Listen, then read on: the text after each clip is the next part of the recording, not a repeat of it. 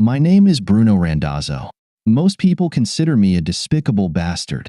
I run my own construction business and earned over $100 million last year. I am an excellent businessman and proud of it. Most of my workers are union members. This costs me more in wages and benefits, but I make up for it by securing contracts that I might otherwise miss out on and by avoiding work stoppages. I also have no problems with inspectors or permits. There are rumors that organized crime representatives are involved with the union, but I know nothing about that. Some of my competitors have had accidents, equipment issues, and the like. I've been accused of many things because of this, but there has never been any proof. Of course, I am innocent of any wrongdoing. Some people even whisper that I was directly responsible for several deaths. Naturally, that is pure nonsense, but I find it advantageous for the rumors to persist. About 10 years ago, I found it necessary to get married for business reasons. I acquired a trophy wife. There was neither love nor courtship in this union. She was a very attractive and stylish woman who seemed interested in me. At the time, I was quite a catch, so I had plenty of options. Unfortunately, I didn't do a very good job. Although she met all my modest criteria, she did not turn out to be a very loving wife. The only sensible thing I did was sign a strict prenuptial agreement. For the past 4 years, Betty has been trying to divorce me. Of course, she is after a lot of money. It seems she thinks that by portraying herself as a miserable witch, I'll be more inclined to leave her at any cost. Sorry, but it doesn't work that way. I was raised to believe that divorce is not an option. Bruno, I can't put up with this crappy marriage anymore. What the hell do I have to do to get you to divorce me? We've discussed this before, and you know the answer. Come on, Bruno. Neither of us is happy, and there's no reason to perpetuate this misery. Get yourself a hobby or something. I'm not going to give you a divorce, and that's final. What if I file for divorce then? On what grounds? My lawyers will eat you alive. I haven't done anything that could justify it, and you know it. I don't hit you, I don't cheat on you, and I don't even verbally abuse you. Anything you come up with won't hold up. I'm afraid we'll be married until you're ready for Social Security. Damn it, Bruno. What if I cheat on you? Will you divorce me if I start sleeping around? No, darling, I won't. But I can assure you that a couple of your lovers will end up dead in this county. Very soon. Everyone will know, and they'll start avoiding you like the plague. You bastard. You know that? She turned and left the room. I couldn't help but admire her beautifully rounded, but as she slipped out, it swayed from side to side as she walked.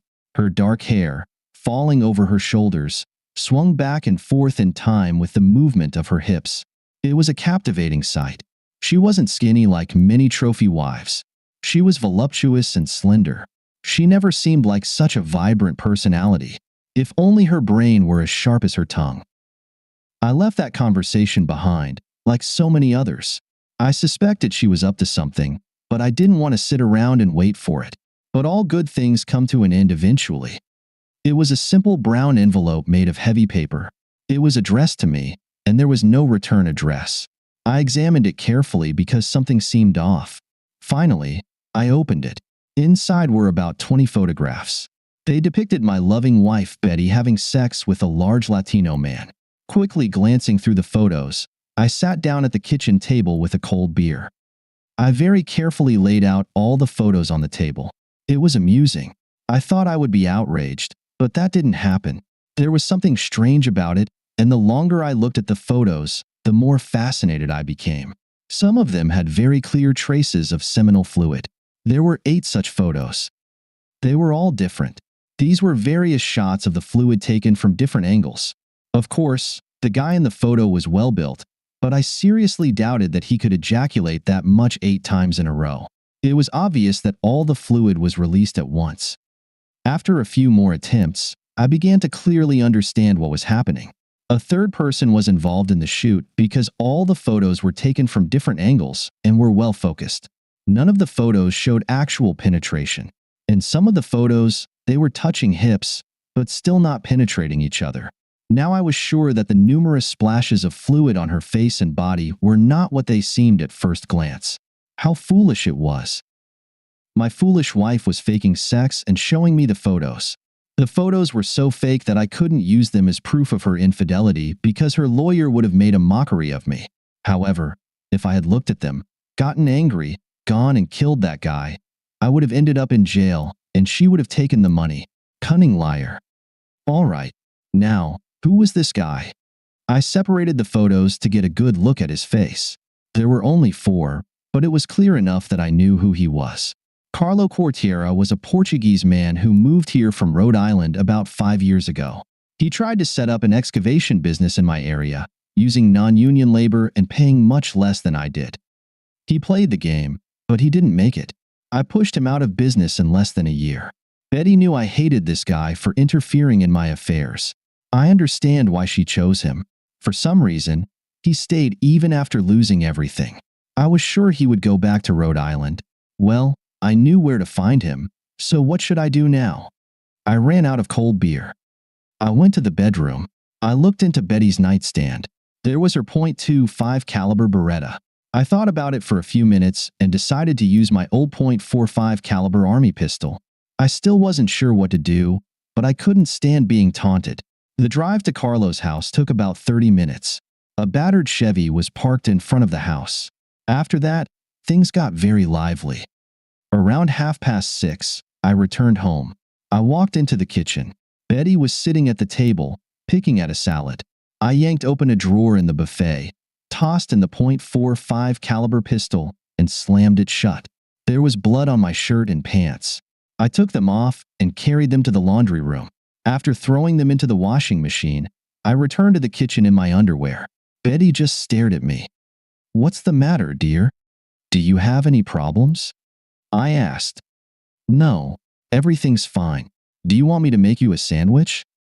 "I'm going to take a shower and then head to Porzio's for some linguine. Don't wait up for me." As I was leaving the room, I noticed a slight smile on my wife's face. Everything was going exactly as she had planned. That evening at Porzio's, there were a few very important people. In fact, they were there almost every night. I approached their table and paid my respects. I mentioned that I would be busy for a few weeks and that everything would be fine. I took a table in the corner and ordered a bottle of Rose Lancers. I thought Portuguese wine was fitting for the occasion. I started with an antipasto. There was no need to rush, and the evening promised to be long. They showed up around 9:30. 2 detectives in cheap suits approached my table. 2 uniformed officers stood by the door. I smiled and stood up to greet them. "Bruno Randazzo, you are under arrest for the murder of Carlo and Luisa Cortiera. You have the right to remain silent." His voice grew louder and louder, and I couldn't hear what he said after that. They escorted me out of the restaurant in handcuffs, and I was smiling as they put me into the police car. What they didn't know was that my lawyer was already waiting for us at the police station. I always like to plan ahead. The session at the police station went as expected. "Mr. Randazzo, are you acquainted with Carlo and Luisa Cortiera?" My lawyer, John Fermi, nodded if I was allowed to answer and shook his head if not. This time, he nodded. I knew Mr. Cortiera, but I never had the pleasure of meeting his wife. "How did you come to know him?" "A while ago, he started a construction company in this area that directly competed with mine. He was in business for less than a year before shutting it down." "So, you had a grudge against him?" "No, he went out of business. I settled my grudge and moved on." "When was the last time you saw him?" "About 6 months ago." "Why do you ask?"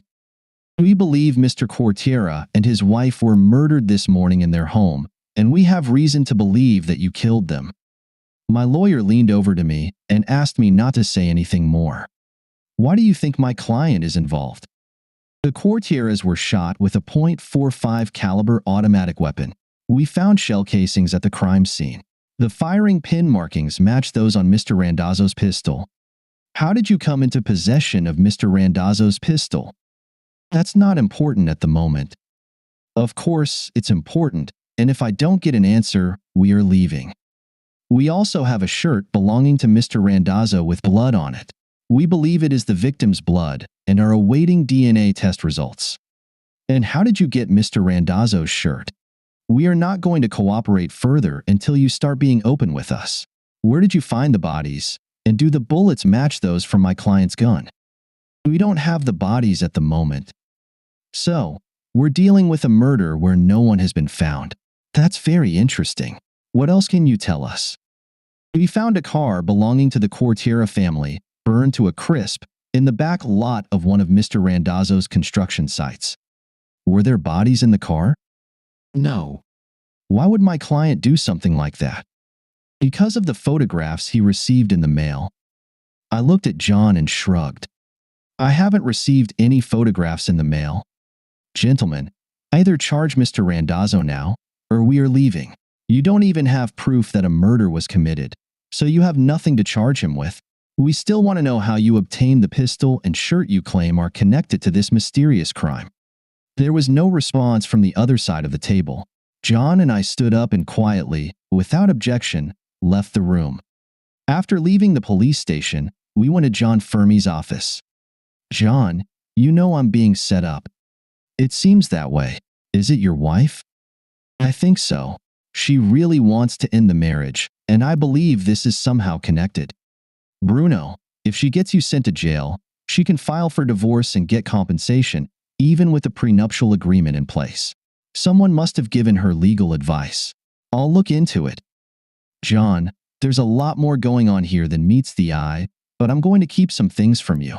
Sometimes, the less you know, the less likely you are to run into trouble. I'll tell you enough to defend me, but not enough to ruin everything. That complicates things, Bruno. What do you want from me? Just keep me out of jail and find out who's helping Betty. It was morning. I walked into my office, and Joe Stampy was waiting for me. Joe held a unique position in my circle of business partners. He was the coordinator and fact finder. I knew why he was here. Bruno, give me the latest news. It's simple, Joe. My wife is trying to put me in jail so she can divorce me and walk away with the money. How is she going to manage that? She staged a fake affair with Carlo Quartiera and fed it to me, hoping I would blow my top and go kill the guy. Then I'd end up in jail, and she could leave me. What made her think you'd fall for that stupid shit? I told her that if I ever caught her with another guy, I'd kill him. She knew I wasn't joking and is trying to use it against me. I don't get it.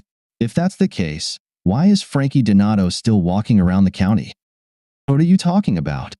Who the hell is Frankie Donato? Joe said nothing. He just sat there, then shook his head. Damn it, Bruno, I really messed up and I'm truly sorry.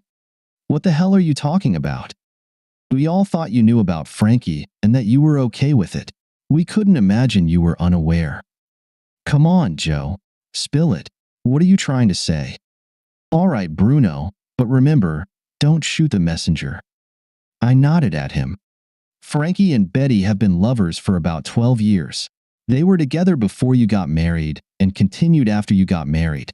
They meet at his place about twice a week. Frankie even boasts that he slept with Betty at your wedding reception before you took her to the hotel. You were drinking and having a good time, while Betty was upstairs having fun with Frankie in her wedding dress. Why didn't I know about this, Joe? Everyone thought you knew. It was common knowledge. They assumed you didn't care. Damn, I don't think I've even met Frankie Donato. How did she manage to hide this from me for 10 years? I don't know, but that's why. When you said you were going to kill any guy she was with, I didn't understand why you just didn't kill Frankie. We both sat in silence for a minute. Bruno, what do you want me to do? Nothing, Joe, it's fine. Fermi is keeping the cops under control, and there's no chance this will go to court. I've got a couple of aces up my sleeve. Tell everyone there's nothing to worry about. When I got home, my loving wife was waiting for me.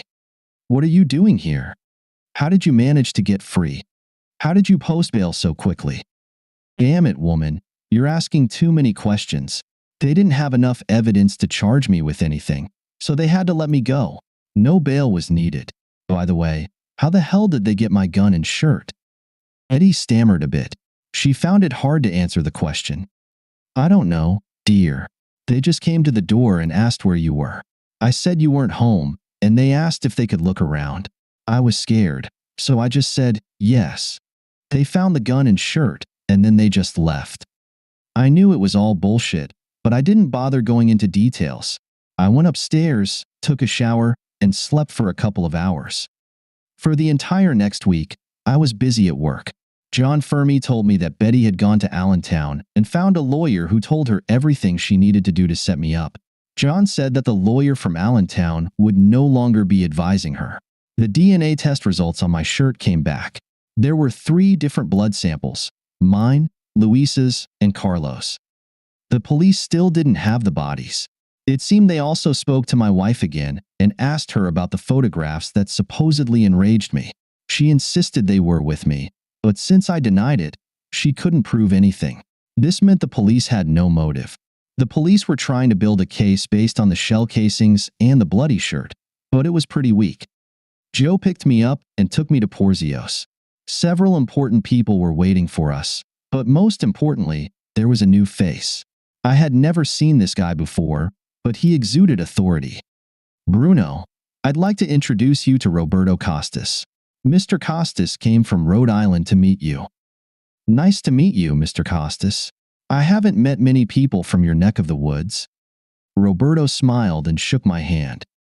Yes, but you've already met my brother-in-law, Carlo. Indeed, I have. Sorry for all the trouble I caused him. Oh, don't worry. I'm not upset about his attempt to start a competitive construction company. I told him it was foolish, but he was a hard-working man and thought he could make it despite you. What can I do for you, Mr. Costas? My sister Luisa is worried. I haven't harmed your sister, and I have no intention of harming her. I know that. She's not afraid of you, Bruno. She told me you were very generous by sending her and Carlo on that Alaskan cruise. She tried to explain the circumstances to me, but I'm afraid it was too complicated to understand. In any case, I appreciate your kindness. Luisa is afraid of your wife, Betty. She said Betty is a ruthless and determined woman who cannot be trusted. I understand. I hope the problem will be resolved in a few days. By the time Carlo and Luisa return home, everything should be under control. I also bought them a new car to make up for the trouble my wife caused. Thank you, Mr. Randazzo. My sister will be glad to hear that they can return next week. I appreciate your cooperation and look forward to working with you in the future. We all shook hands again. Joe and I headed to my office. All right, Bruno, now it's time to tell me what the hell is going on. The guy from Rhode Island knows more about this than I do. Joe, you need to keep this secret for a while. I still have a few things to sort out. Betty went to a lawyer in Allentown who told her what to do to get me sent to jail. Then she could divorce me and bypass the prenuptial agreement. Carlo and Luisa Cortiera have had financial troubles since I pushed them out of business. They were over 3 months behind on their mortgage and were about to lose their house. Betty somehow found out and went to see them. She agreed to give them enough money to pay off the arrears if Luisa took a few photos of Carlo and Betty having sex. They didn't actually have sex, but the photos made it look like they did. Luisa said Betty put mayonnaise in a ketchup dispenser and squirted it on herself to create the impression that Carlo had ejaculated. Luisa had to keep Carlos up until they finished taking all the photos. Betty sent the photos to me, and I recognized Carlo right away. Then I realized the photos were fake. I went to see Carlo and Luisa, and they told me the whole story. You went to shoot them? All right. I wasn't sure. The photos looked fake, and I just needed to be certain. Luisa got angry when I explained what Betty was trying to do. She didn't like the idea that Betty had set them up to be shot by an angry husband. It wasn't hard to convince them to help me. And does John Fermi know about all this, Bruno? No, but I'll tell him this afternoon. I had to keep him in the dark a bit so he wouldn't get into trouble. What about the blood and shell casings? I told them to take a small bag with them, but to make it look like they weren't going anywhere. Stella from the travel agency booked them tickets to Seattle and a 3-week Alaskan cruise. They had plenty of time in Seattle to buy clothes with the $2,000 I gave them for expenses. I took a couple of old couch cushions and shot them about half a dozen times, leaving the shell casings on the kitchen floor. We threw the cushions in the back seat of the Chevy. Carlo and I spent a lot of time convincing Luisa to cut her hand, but she finally did it. The 3 of us smeared my shirt with the blood. I asked him to sign the car over to me and then drove it to my equipment yard in Mount Penn. After we set the car on fire, I drove them to Philadelphia Airport. When I got home, I hid the gun while Betty was watching and put my bloody shirt in the laundry basket. I was pretty sure what she would do next. Joe seemed impressed. People will be talking about this fiasco for a long time, Bruno. I won't say a word until you give me the go-ahead, but I think you'd better bring Fermi up to speed as soon as possible. After Joe left, I went to see John Fermi. The next few days I was busy with work. The whole situation felt like a boil on the neck. Eventually, it had to burst. It happened on Friday. Betty and I were sitting in the living room, enjoying a nice quiet evening at home. She got up to answer a knock on the door and let in 2 detectives and 6 uniformed officers. Bruno, these gentlemen have a search warrant, and I had to let them in. She had a smirk on her face that I desperately wanted to wipe off, but instead, I smiled to myself. My wife patiently waited for the police to find what they were looking for and take me back to the station. About 10 minutes later, one of the men came down the stairs carrying my wife's Beretta in an evidence bag. I found this, Lieutenant. It was in the nightstand, and it was recently fired. As I stood up, the detective turned to my wife. Betty Randazzo, you are under arrest for the murder of Frank Donato. You have the right to remain silent. You have the right. The rest he finished on the way to the police car. Betty looked at me as if she wanted me to help but didn't know how to ask. I stood in the doorway and watched the patrol cars drive down the street. No lawyer in town would dare to speak to her. Her only hope was a public defender. Frankie Donato was found in his apartment, shot 8 times with a .25 caliber automatic weapon. Only Frankie's and Betty's fingerprints were found in the apartment. On the kitchen table, they found 16 photographs of Betty having sex with an unknown man. I didn't think they would do it, but several partial fingerprints were found on the Beretta. It turned out they were Betty's fingerprints. Neighbors identified Betty as a frequent visitor to the apartment.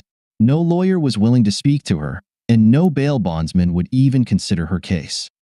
The next day, Carlo and Luisa returned from their vacation. They called the police to find out why their home was marked as a crime scene in their absence.